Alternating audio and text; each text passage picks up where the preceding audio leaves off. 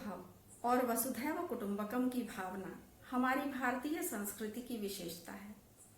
भारतीय संस्कृति की इन विशेषताओं का प्रारंभ प्राचीन काल में ही हो गया था।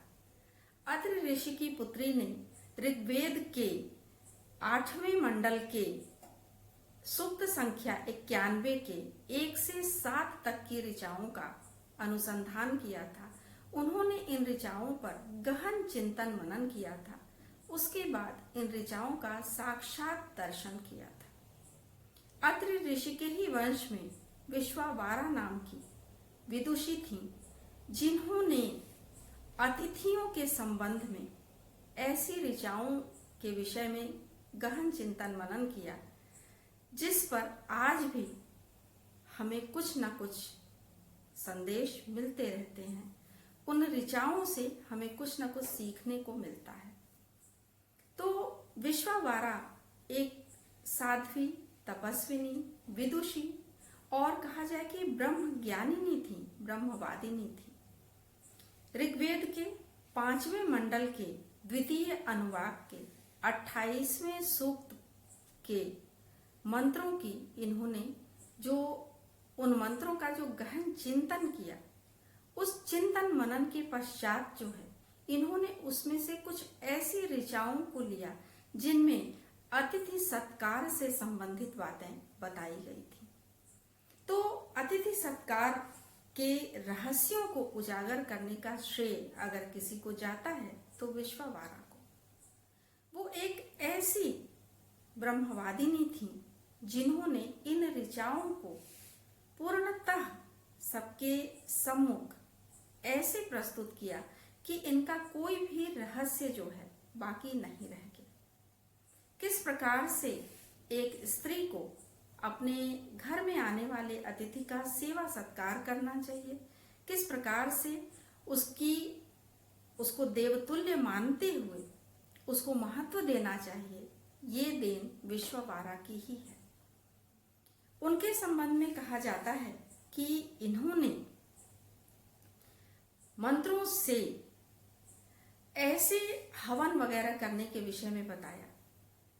अगर यज्ञ विधि को पूर्णतः न जाने हम तो जो हमारा उद्देश्य है उसमें सफलता मिलना मुश्किल होता है।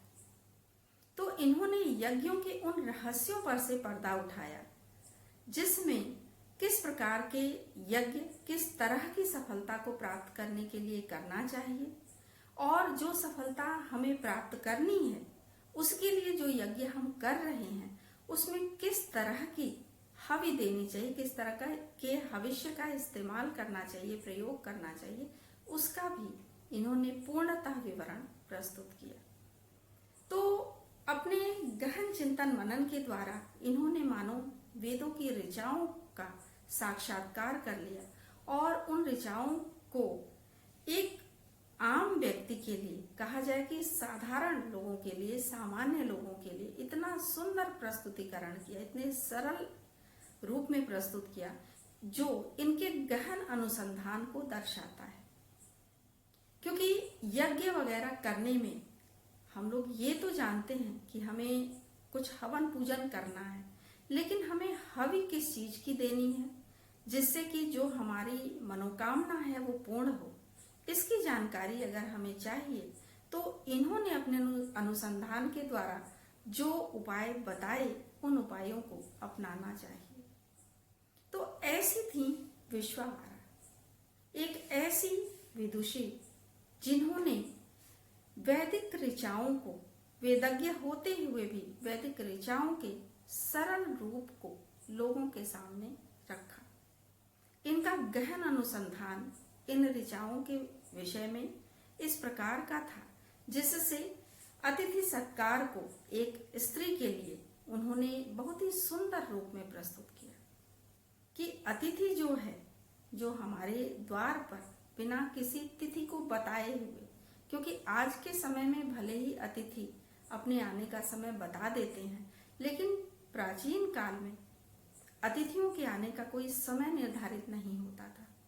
तो कोई अतिथि अगर द्वार पर आए तो हमें किस तरह से उसका स्वागत सत्कार करें। हमें कहीं भी अपने अंदर क्रोध का भाव नहीं लाना चाहिए, एक प्रसन्नतापूर्ण वातावरण में उस अतिथि का स्वागत सत्कार करना चाहिए।